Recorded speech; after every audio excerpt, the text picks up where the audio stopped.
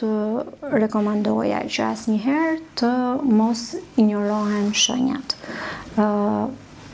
Trupi ka gjuhën e vet, që më mirë se ai që është brenda trupit vet nuk e kupton askush tjetër. Të mos neglizhojnë.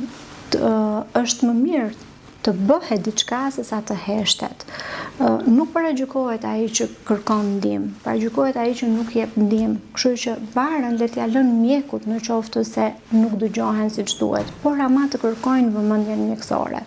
Sepse në këtë, siç u tha dhe më përpara, diagnostikimi i hershëm shkon paralel me trajtimin e hershëm dhe shkon paralel me një sukses të trajtimit dhe me një jetë pothuajse normale të një pacienti që vuan sëmundje reumatizmale. Sëmundjet reumatizmale, po u trajtua në kohën e duhur, individi mund të bëjë jetë krejt normale pa u cënuar në çdo gjë.